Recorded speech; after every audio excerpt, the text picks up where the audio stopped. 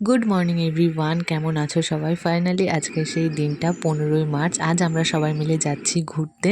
আজকে অনেকটা সকালেই ঘুম ভেঙে গেছিলো, বলতে পারো কালকে রাতে ঠিক তেমনভাবে ঘুমই হয়নি। কখন সকাল হবে, কখন রেডি হয়ে তাড়াতাড়ি করে বেরোবো সবাই মিলে একসাথে, সেইটারই অপেক্ষা করছিলাম। স্নান খাওয়া দাওয়া সেরে আমরা একদম রেডি, আর এই যে গোপুসোনাকেও নিয়ে নিলাম, এখন বেরোবো। ওটা তো ছোট কাকা মনেই হচ্ছে না, ছোট কাকা তো মনেই হচ্ছে না।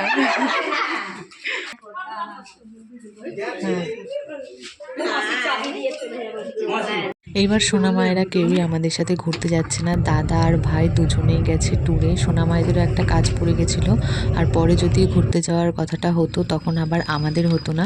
হাওড়া থেকে আমাদের ট্রেন ছিল 3টের সময়। আমাদের এখান থেকে হাওড়া পর্যন্ত ট্রেনে করেই যাওয়ার কথা ছিল, কিন্তু সকাল থেকেই শুনছিলাম যে ক্যাশ গাড়িটা নাকি ক্যান্সেল।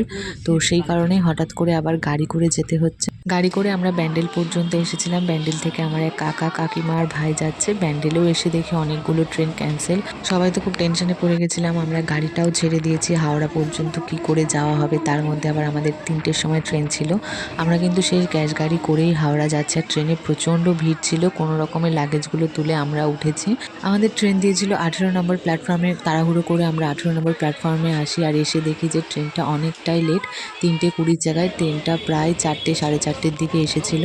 আমাদের এই ঘুরতে যাওয়ার প্ল্যানিংটা কিন্তু খুব বেশি দিনের নয়, অল্প কিছু দিনের মধ্যেই আমরা প্ল্যানিং করেছি। দেন তাড়াহুড়ো করে টিকিট কাটা, এই যে আজকে যাচ্ছি। 1 বছর আগে আমার এক ভাইয়ের পৈতের সময় তখন একবার ঠিক হচ্ছিল যে সবাই মিলে কাছাকাছি কোথাও ঘুরতে যাব। তো সেই প্ল্যানিংটা ওই পৈতে বাড়িতেই লাস্ট হয়েছে, তারপরে ব্যাস চাপা পড়ে গেছে। তারপরে এই যে কিছুদিন আগে দোলের সময় যখন আমার কাকারা আমাদের বাড়িতে এলো, তখন হঠাৎ করেই বলা হলো যে আমরা তো ফ্যামিলি সবাই মিলে কোনোদিনও কোথাও ঘুরতে যাইনি, চলো না কাছাকাছি কোথাও ঘুরে আসি। জাস্ট ওইখানে কথাটা হয়েছে, তখন কেউ ফাইনাল জানায়নি। তারপর যে যার মতো বাড়ি চলে আসি। বাড়ি এসে আমি মাকে জানাই, মা রাজি হয়। বোনেদের বলি, বোন বললো হ্যাঁ ছেলের পরীক্ষা হয়ে যাচ্ছে, তাহলে যাওয়াই যায়। যেদিন টিকিট কাটবো ঠিক হয়, তার ঠিক 2 দিন আগে সবাইকে জানানো হয় যে যাবে কিনা। তখন ওরা রাজি হয়, মানে ছোটো কাকারা আর মেজো কাকারা রাজি হয়। আমার আরও 2 কাকাদের জানানো হয়েছিল, ওরা সময়ের জন্য যেতে পারলো না। আমার পকেটের পয়সাগুলো চলে যাচ্ছে, একটু ভালো লাগছে না।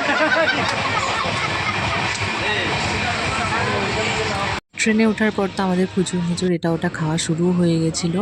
আর সত্যি কথা বলতে সবার খিদেও পেয়েছিল। সেই সকালে সবাই খাওয়া দাওয়া করে বাড়ি থেকে বেরিয়েছে। প্রথমে তো চা, তারপর তো ওই কাজু বিস্কুটগুলো, কেউ কটকটি, কেউ চিড়ে ভাজা, এগুলো খাওয়া হয়েছে। তারপরে এই যে এখন খাওয়া হলো শশা। হাওড়া স্টেশনে এসে আমরা যে কফিটা নিয়েছিলাম একদম ফালতু খেতে ছিল, কেউ খেতে পারেনি, সবাই ফেলে দিয়েছে। মনে হচ্ছে গরম কিছু মিষ্টি জিনিস ওটা গুলে দিয়েছে, ওর মধ্যে কোনো কফির টেস্ট বা গন্ধ কিছুই ছিল না। তবে ট্রেনে ওঠার পর যে লেবু চাটা খেয়েছি, লেবু চাটা খেতে দারুণ হয়েছিল। প্রথমে তো আমি নিচ্ছিলাম না, ও বললো একটু টেস্ট করে দেখো। ওর থেকে একটু টেস্ট করে দেওয়ার পর দেখলাম ভালোই লাগছে। কাকারও আবার জোর করলো যে একটু খা। তো সেই কারণে খেলাম। খেয়ে দেখলাম যে না, লেবু চাটা দারুণ হয়েছিল। 2 দিন আগে ওয়েদার রিপোর্টে দেখাচ্ছিল আমরা যেদিন বেরোবো সেদিন থেকেই মানে বৃষ্টি হওয়ার সম্ভাবনা।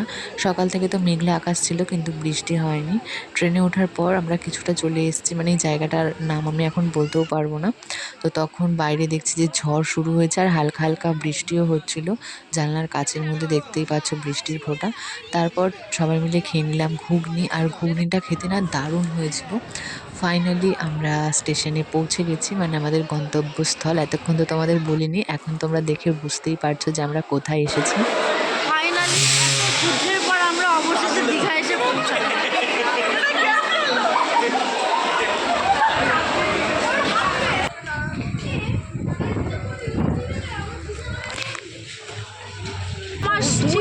ছোট ছিল তখন, আমার মনে আছে।